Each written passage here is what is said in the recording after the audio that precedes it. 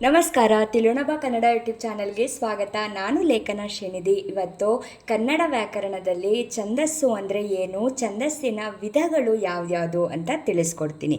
ಛಂದಸ್ಸು ಅಂತ ಹೇಳಿದ್ರೆ ಶುದ್ಧವಾಗಿ ಅರ್ಥಪೂರ್ಣವಾಗಿ ಮಾತನಾಡಲು ವ್ಯಾಕರಣ ಶಾಸ್ತ್ರವು ಹೇಗೆ ಅಗತ್ಯವೋ ಹಾಗೆ ಪದ್ಯ ರಚನೆ ಮಾಡಲು ಕೆಲವು ನಿಯಮಗಳಿರುತ್ತವೆ. ಈ ಪದ್ಯ ರಚನಾ ನಿಯಮಗಳನ್ನು ನಾವು ಛಂದಸ್ಸು ಅಂತ ಹೇಳಿ ಕರಿತೀವಿ. ಈಗ ಶುದ್ಧವಾಗಿ ಅರ್ಥಪೂರ್ಣವಾಗಿ ಮಾತನಾಡಬೇಕು ಅಂತ ಹೇಳಿದ್ರೆ ವ್ಯಾಕರಣ ತುಂಬ ಅಗತ್ಯ ಅಲ್ವಾ. ಈಗ ವ್ಯಾಕರಣಬದ್ಧವಾಗಿ ನಾವು ಮಾತನಾಡಲಿಲ್ಲ ಅಂತ ಹೇಳಿದ್ರೆ ಅದು ಕೇಳೋದಕ್ಕೂ ಹಿತ ಅಂತ ಅನಿಸಲ್ಲ, ಯಾರಿಗೂ ಸುಲಭವಾಗಿ ಅರ್ಥ ಆಗಲ್ಲ ಅಲ್ವಾ.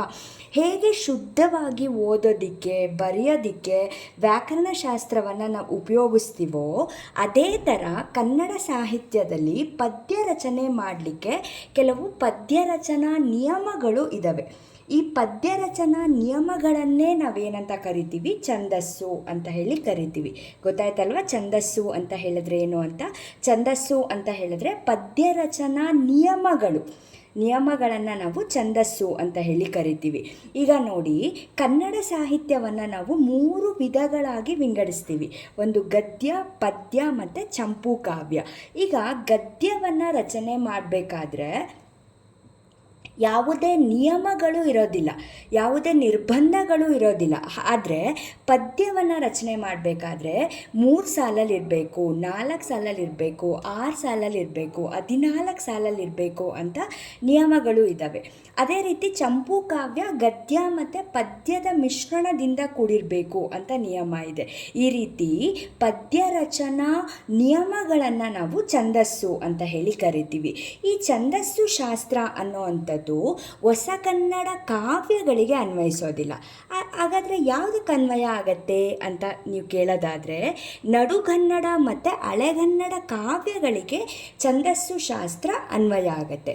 ಛಂದಸ್ಸು ಶಾಸ್ತ್ರ ಅನ್ನೋದು ಸುಮಾರು ವರ್ಷಗಳ ಹಿಂದೆ ಅಂದರೆ ಕ್ರಿಸ್ತಶಕ 990ನೇ ಇಸ್ವಿಯಲ್ಲಿ 1ನೇ ನಾಗವರ್ಮನು ರಚನೆ ಮಾಡಿರ್ತಕ್ಕಂತಹ ಛಂದೋಂಬುದಿ ಅನ್ನುವಂತಹ ಕೃತಿಯಲ್ಲಿ ಆತ ಛಂದಸ್ಸು ಶಾಸ್ತ್ರದ ಬಗ್ಗೆ ರಚನೆ ಮಾಡಿರೋದನ್ನು ನಾವು ಕಾಣ್ಬೋದು. ಹಾಗಾದರೆ ಛಂದಸ್ಸು ಶಾಸ್ತ್ರದಲ್ಲಿ ಎಷ್ಟು ವಿಧಗಳಿವೆ ಅಂತ ತಿಳಿಸ್ಕೊಡೋದಾದರೆ ಛಂದಸ್ಸು ಅನ್ನು 3 ವಿಧಗಳಾಗಿ ವಿಂಗಡಣೆ ಮಾಡ್ತೀವಿ. ಹಾಗಾದರೆ ಯಾವ್ದ್ಯಾವುದು? ಒಂದು ಪ್ರಾಸ, ಎರಡನೇದು ಯತಿ, ಮೂರನೇದು ಗಣ. ಅರ್ಥ ಆಯ್ತಾ? ಛಂದಸ್ಸನ್ನು 3 ವಿಧಗಳಾಗಿ ವಿಂಗಡಿಸ್ತೀವಿ. ಮೊದಲನೇದು ಪ್ರಾಸ, ಎರಡನೇದು ಯತಿ, ಮೂರನೇದು ಗಣ. ಹಾಗಾದರೆ ಮೊದಲನೇದು ಪ್ರಾಸದ ಬಗ್ಗೆ ತಿಳ್ಕೊಳ್ಳೋಣ. ಹಾಗಾದರೆ ಪ್ರಾಸ ಅಂದರೆ ಏನು?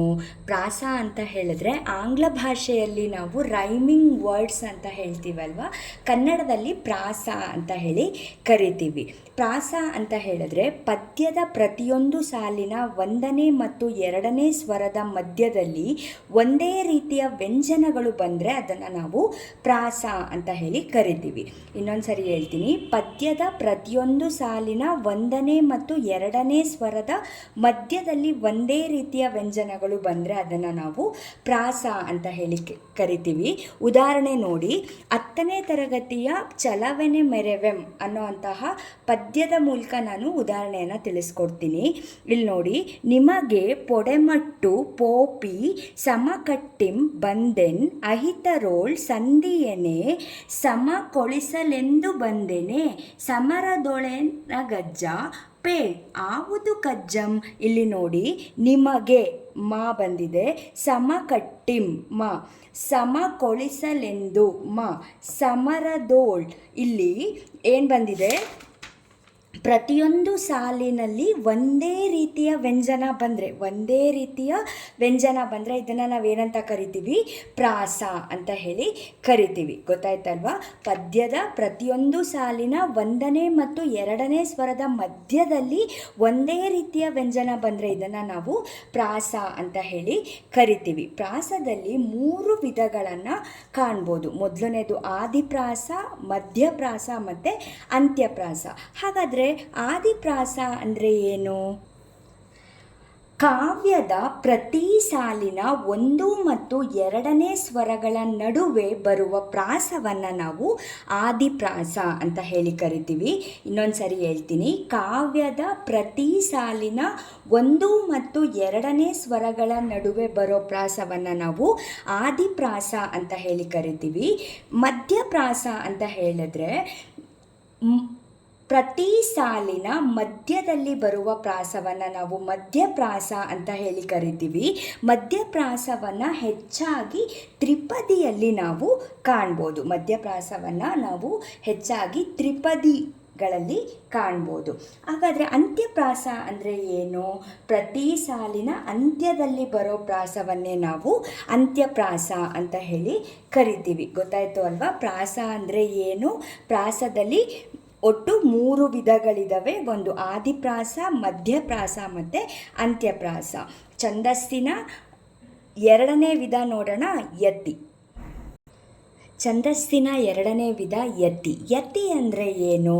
ಕಾವ್ಯವನ್ನು ವಾಚಿಸುವಾಗ ಅರ್ಥಕ್ಕೆ ಅಡ್ಡಿಯಾಗದಂತೆ ಉಸಿರು ತೆಗೆದುಕೊಳ್ಳಲು ನಿಲ್ಲಿಸುವ ತಾಣವನ್ನು ನಾವು ಯತಿ ಅಂತ ಹೇಳಿ ಕರಿತೀವಿ. ಈಗ ಒಂದು ಕಾವ್ಯವನ್ನು ವಾಚಿಸಬೇಕಾದ್ರೆ, ಓದ್ತಾ ಇರಬೇಕಾದ್ರೆ ನಾವು ಅರ್ಥಕ್ಕೆ ಅಡ್ಡಿಯಾಗದಂತೆ, ಅರ್ಥ ಲೋಪ ಆಗಬಾರ್ದು.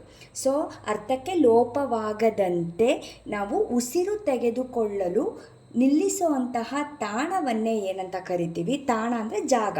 ಉಸಿರು ತೆಗೆದುಕೊಳ್ಳೋಕ್ಕೆ ನಿಲ್ಲಿಸುವಂತಹ ಜಾಗವನ್ನು ನಾವು ಯತಿ ಅಂತ ಹೇಳಿ ಕರಿತೀವಿ. ತುಂಬ ಸುಲಭ ಇದೆ. ಕಾವ್ಯವನ್ನು ಓದಬೇಕಾದ್ರೆ ಕಾವ್ಯದ ಅರ್ಥಕ್ಕೆ ಅಡ್ಡಿಯಾಗದಂತೆ ಉಸಿರು ತೆಗೆದುಕೊಳ್ಳಲು ನಿಲ್ಲಿಸುವಂತಹ ಜಾಗವನ್ನು ನಾವೇನಂತ ಕರಿತೀವಿ? ಯತಿ ಅಂತ ಹೇಳಿ ಕರಿತೀವಿ. ಇವತ್ತಿನ ತರಗತಿಯಲ್ಲಿ ನಾವು ಛಂದಸ್ಸು ಅಂದರೆ ಏನು, ಛಂದಸ್ಸಿನ ವಿಧಗಳು ಯಾವ್ದ್ಯಾವುದು, ಅದರಲ್ಲಿ ಪ್ರಾಸ ಅಂದ್ರೇನು, ಪ್ರಾಸದ ವಿಧಗಳು ತಿಳ್ಕೊಂಡ್ವಿ. ಜೊತೆಗೆ ಯತಿ ಅಂದ್ರೇನು ಅಂತ ತಿಳಿಸ್ಕೊಟ್ಟಿದ್ದೀನಿ. ಮುಂದಿನ ತರಗತಿಯಲ್ಲಿ ಗಣ ಅಂದ್ರೇನು, ಗಣದ ವಿಧಗಳು ಯಾವ್ದ್ಯಾವುದು ಅನ್ನೋದನ್ನ ತಿಳಿಸ್ಕೊಡ್ತೀನಿ. ಈ ಮಾಹಿತಿ ನಿಮ್ಗೆ ಇಷ್ಟ ಆಗಿದ್ರೆ ಲೈಕ್ ಮಾಡಿ, ಶೇರ್ ಮಾಡಿ, ಸಬ್ಸ್ಕ್ರೈಬ್ ಆಗದೆ ನೋಡ್ತಾ ಇದ್ದರೆ ಸಬ್ಸ್ಕ್ರೈಬ್ ಮಾಡಿ. ನೆಕ್ಸ್ಟ್ ವಿಡಿಯೋದಲ್ಲಿ ಸಿಗ್ತೀನಿ. ನಮಸ್ಕಾರ.